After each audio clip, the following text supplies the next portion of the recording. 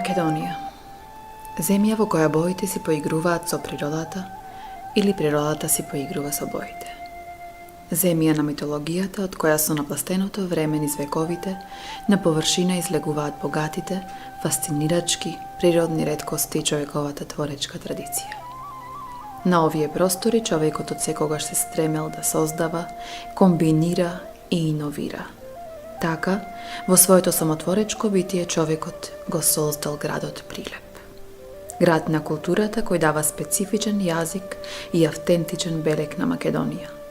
Град на непокорот, на мистиката, на колоритноста на природните реткости, на вградената историја и традиција на различните култури, каде се крие и мал дел од корените на европската цивилизација. Град кој катаден се менува, каде се движи, се надградува, доградува. Расположен во Пелагониската котлина, помеѓу Марковите кули, Зереник, Селечка планина и Националниот парк Пелистер, климата во овој регион е главно умерено континентална со влијание на средоземната. Благодарение на местоположбата, Прилеп е балканска раскрсница, патно и железнички поврзан со големите центри, а на 140 километри од Скопскиот и Охридскиот аеродром. Најстарите откриени траги за населеност водат 6000 години пред наша ера. Во историските извори Прилеп прв пат се споменува во 1014 година.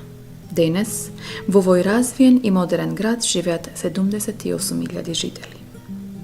Она што му дава специфика се монолитните карпи кои високо се издигаат над него, формирајќи го светски познатиот бренд меѓу природните реткости Марковите кули. Таму каде што природата оставила простор, се изградени високо одбрамбени бедеми, кои со сите остатоци од градби и некрополи ја сочинуваат на далеко прочоената тврдина. Кулите, или градот на Карпи, представува чуден геолошки феномен, музеј на отворено преполн со содржини со мистично значење, но и со јасни податоци за минатото и постоењето на цивилизацијата. Тие во себе кријат бројни мистерии за обстојувањето, формите на општествените заедници, за религијата, митологијата и култовите на луѓето на овој простор. Ова е фасцинирачко место каде се снимаат многобројни филмски, документарни и музички содржини. Како што се менувале владетели и кулите паѓале во рацете од еден на друг и со доаѓањето на последниот владетел крали Марко, ова риче го добива своето име по кое и ден денес е познато. Овде секој камен има своја историја. Секоја карпа создала и плети своја приказна, но природната реткост карпата слон, кај некои познати како штркот, е своевиден светски феномен. Вгнезден во карпите тивок и молчелив манастирот Свети Архангел Михаил од 12 век плени со неговата воодушевувачка градба. Овој манастир представува духовен центар и светска туристичка атракција. Водата која извира од самите темели се смета за света и ја подкрепа духовноста кај посетителите. За Варош се говори дека секое семејство имало сопствена црква. Се што гледате на овој простор ве исполнува со задоволство и набој на духовност. Црквата Свети Никола Мирлитиски, со фреско живописот од 11 век, црквите Свети Димитрија, Свети Петар и Павле, Пресвета Богородица и Света Пречиста, кои активно им служат на христијанските верници, а останатите целосно или делумно се ставени под заштита како споменици на културата со потекло од 12 до 14 век, но некои дури и со постар датум на светост како ранохристијанските базилики и античките храмови. Високо над Марковите кули, на непристапен терен, со векови бдее над христијанското население манастирот Трескавец и црквата Свето Успение на Пресвета Богородица, а на другата страна библискиот духовен центар Свето Преображение во селото Зрзе.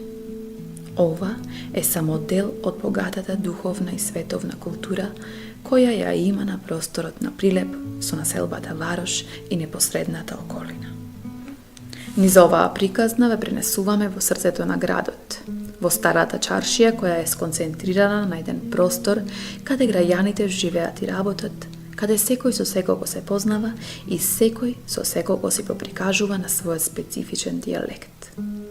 Она што е посебна одлика на градот е зачувувањето на духот на некогашната архитектонска градба на чаршијата под напливот на модерните градби.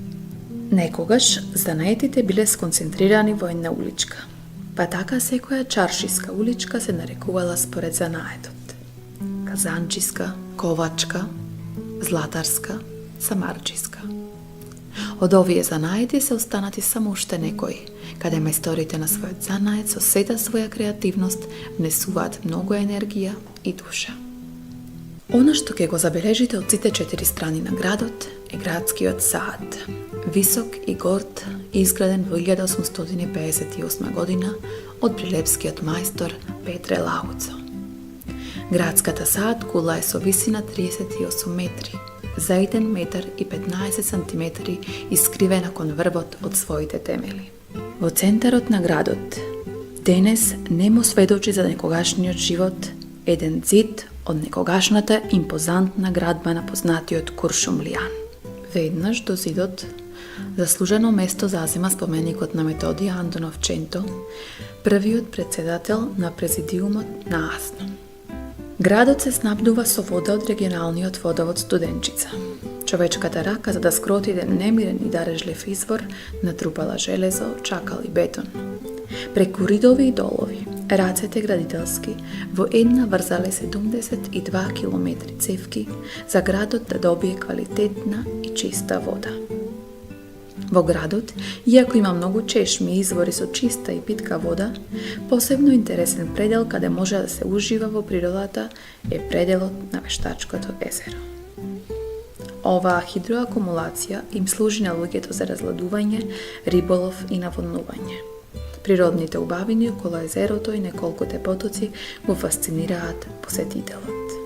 Прилеп е уште познат како град кој лежи на мермер или град каде се ископува и преработува светски познатиот снежно-бел мермер, гранит и оникс.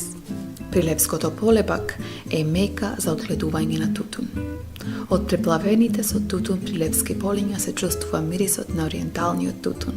Уметноста и творештвото можете да ги погледнете во галериите и да уживате во сите бои и стилови.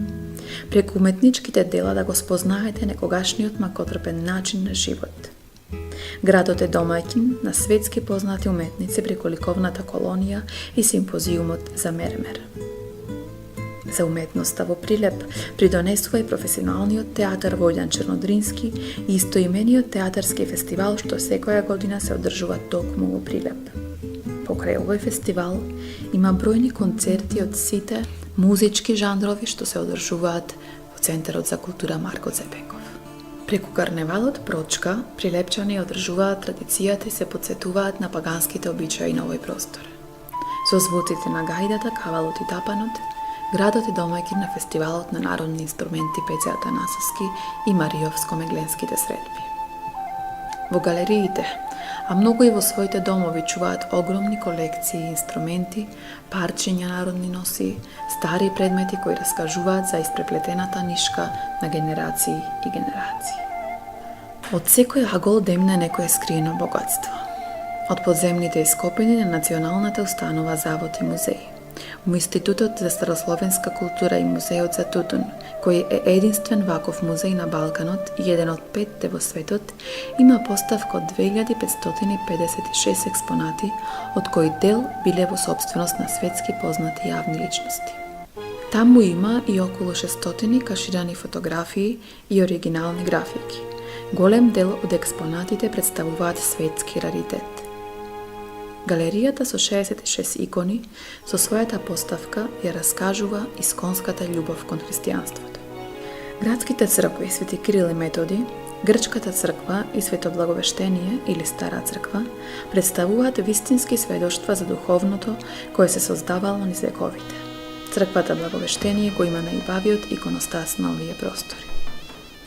Сведоштво и историски објект во центарот на градот е участакот од Народно-ослободителната борба, а значаен датум за македонскиот народ е 11. октомври 1941 година, кога е испукан првиот куршум против фашистичката окупација токму во Прилеп и Куманово. Од овој историски период, во чест на загинатите, е изградена алеја на народните херои во паркот на револуцијата, могилата на непобедените.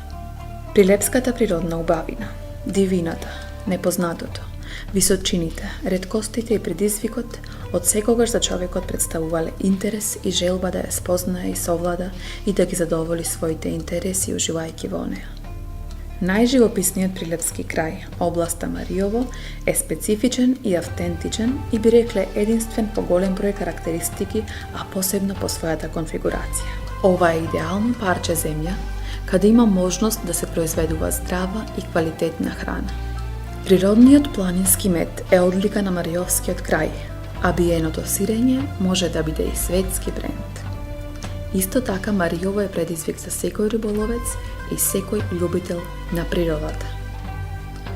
Неисцрпна инспирација за уметниците, селото Штавица ја живее својата филмска слава покрај непознатиот македонски режисер Милчо Манчевски и неговиот Пред дождот, а потоа и Прашина. Да се престојува во Прилеп, значи да се престојува во Македонија. Спој на сите епохи, обкружен со археолошко наоѓалиште, средновековни богатства и модерни градби во строгиот центар. Дојдете на кафе муабет во Старата чаршија, во луксузните хотели и на скара во традиционалните ресторани. И сами открите што уште крие Прилеп.